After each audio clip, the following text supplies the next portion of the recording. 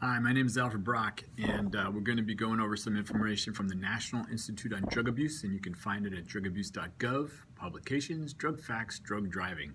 And I'm going to give you a link down at the bottom of this because I'm going to read through this material. It's very important concerning considering what's going on today. All right, we're going to be talking about drug driving. The use of illicit drugs or misuse of prescription drugs can make driving a car unsafe.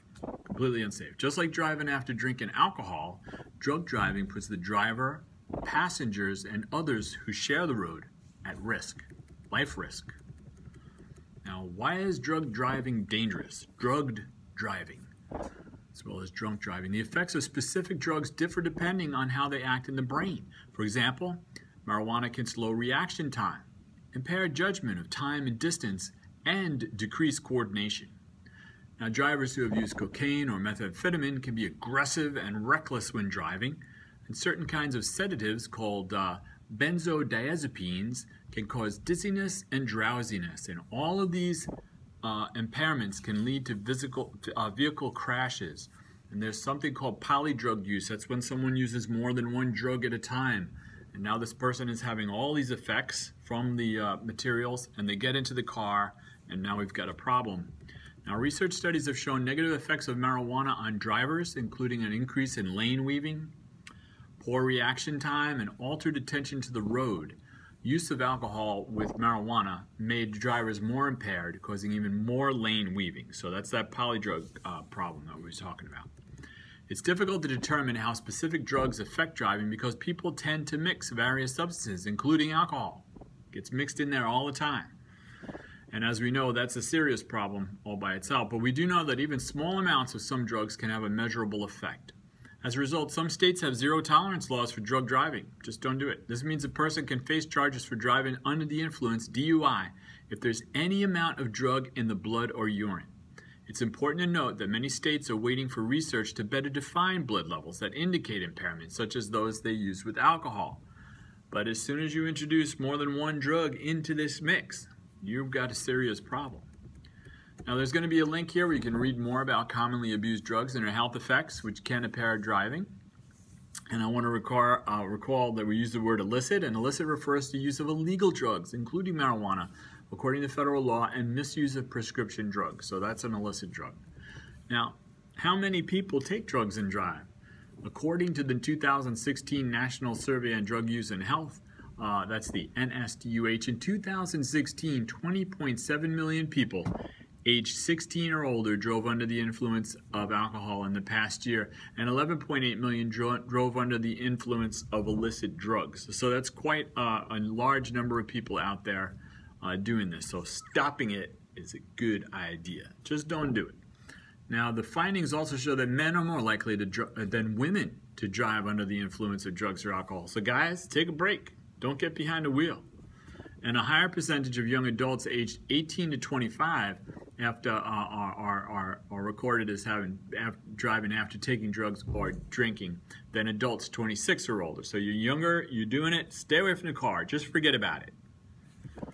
Give yourself a break and others in the world. Okay, now which drugs are linked to drug driving? After alcohol, marijuana is the drug most often found in the blood of drivers involved in crashes. Tests for detecting marijuana in drivers measure the level of delta-9 tetrahydrocannabinol, that's THC, marijuana's mind-altering ingredient, in the blood.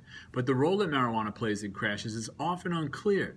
THC can be detected in body fluids for days or even weeks after use, and it's often combined with alcohol. And we get that polydrug use right there.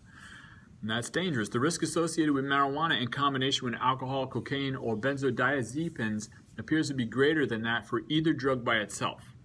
That's what we're talking about. Now, several studies have shown that drivers with THC in their blood were roughly twice as likely to be responsible for a deadly crash or to be killed than drivers who hadn't used drugs or alcohol. However, a large NHTSA study found no significant increased crash risk traceable to marijuana after controlling for drivers' age, gender, race, and presence of alcohol. More research is needed. And you know what you need to do? Don't drive the car. You're smoking marijuana, you're doing the alcohol, you're doing the other drugs, mix in 1 or 2 or 3 of them. Don't get in the car. Don't drive it. Someone who is not inebriated needs to operate this vehicle on the roads. Now, along with marijuana, prescription drugs are also commonly linked to drug driving crashes. A 2010 nationwide study of deadly crashes found that 47% of the drivers who tested positive for drugs had used a prescription drug, and compared to 37% of those that had used marijuana and about 10% of those who had used cocaine. The most common prescription drugs found were pain relievers. Mixed pain relievers with marijuana and alcohol or cocaine, we'll have a different video on that. And don't do it. Now, however, the study didn't distinguish between medically supervised and illicit use of the prescription drugs. That means it didn't discriminate about where they came from. Oh, am I supposed to be taking this? Or is someone messing around with something they shouldn't be taking? Like, don't take someone else's drugs because they were made for them. They're gauged for them by the doctor. Hopefully it's not causing them a problem. But if you take their stuff, you may have a problem. You may have a problem. You shouldn't take other people's drugs. Now, how often does drug driving cause crashes? Now, it's hard to measure how many crashes are caused by drug driving, and this is because for these following reasons. A good roadside test for drug levels in the body doesn't exist yet. Sorry. Hey, did you guys take LSD while you're driving a car, smashing it? Oh, we don't have a test for it. Okay, well, were you drinking? We can measure that. Or, oh, they weren't drinking. Well, they can't measure it. So there's no good roadside test for drug levels in the body yet. Now, police also don't usually test for drugs if drivers have reached an illegal blood alcohol level because that's already enough evidence for a DUI charge. Boom, you busted. That's it, right?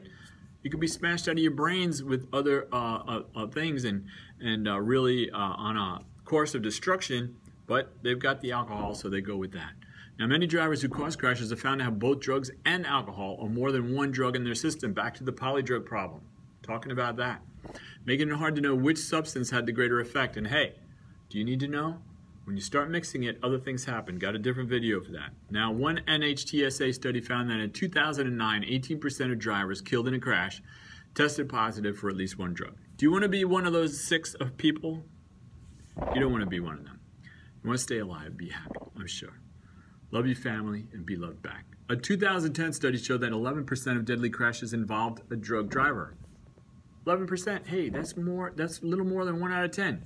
Take them away, take the drug driver, don't get in the car, don't drive the vehicle. No matter how many times before it's been okay, it's not okay anymore. Don't do it. And then we'll eliminate that.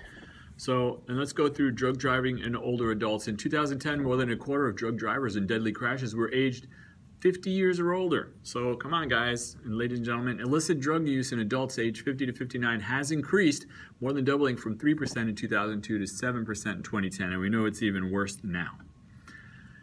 Mental decline in older adults can lead to taking a prescription drug more or less often than they should or in the wrong amount. And older adults also may not break down the drug in their system as quickly as younger people. Did you know this? News to me. Okay, these factors can lead to unintended intoxication while behind the wheel of a car. Family time, right? Time to get the family involved. Why is drug driving a problem in teens and young adults? Well, teen drivers are less experienced and are more likely than older drivers to underestimate or not recognize dangerous situations. They're also more likely to speed and allow less distance between vehicles. When lack of driving experience is combined with drug use, the results can be tragic. Car crashes are the leading cause of death amongst young people aged 16 to 19 years.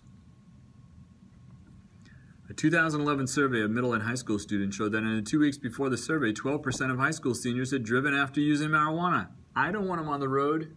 Do you? No. They shouldn't be on the road.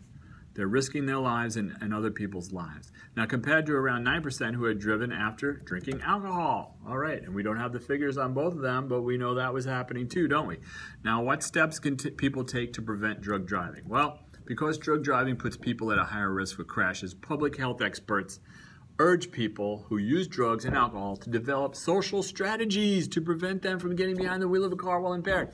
Steps people can take include offering to be a designated driver, and then you don't take the drugs, you don't drink the alcohol. Appointing a designated driver to take all the car keys. Everybody turns their car keys in. That person's going to be driving everybody. Getting a ride to and from parties where there are drugs and alcohol. And discussing the risks of drug driving with friends in advance. Talk about it. Talk about it with your friends. Talk about it with people you don't like. Talk about it with your family. Talk about it with teachers. Just talk about it. Don't do it. Okay? All right, now, points to remember from here. I'm going to read through these fairly quickly, and then we'll end this, and you can see the whole thing down at the bottom there, the link to get to it. Use of illicit drugs or misuse of prescription drugs can make driving a car unsafe, just like driving after drinking alcohol. That's fact. In 2014, 10 million people aged 12 or older reported driving under the influence of illicit drugs in the past year. Now, that's quite a lot. And 12 or older, we're going to have another video on that. Getting younger and younger in the taking of the drugs. It's hard to measure how many crashes drug driving causes. And after alcohol, marijuana is the drug most often linked to drugged driving. And in 2010, more than 1/4 of drugged drivers in fatal crashes were aged 50 years or older. So that's 1/4 of them, 25%. When lacking of driving experience is combined with drug use, the results can be tragic. So let's avoid that. Don't drive while drugged. And practice your driving. Be safe. People who use drugs and alcohol should develop social strategies to prevent them from getting behind the wheel of a car while impaired. And make those arrangements beforehand. If you're going to be having a good time, let it be a good time. Remembered as a good time. Lived as a good time. Don't risk your life needlessly. Thank you, and have a great week. Bye-bye.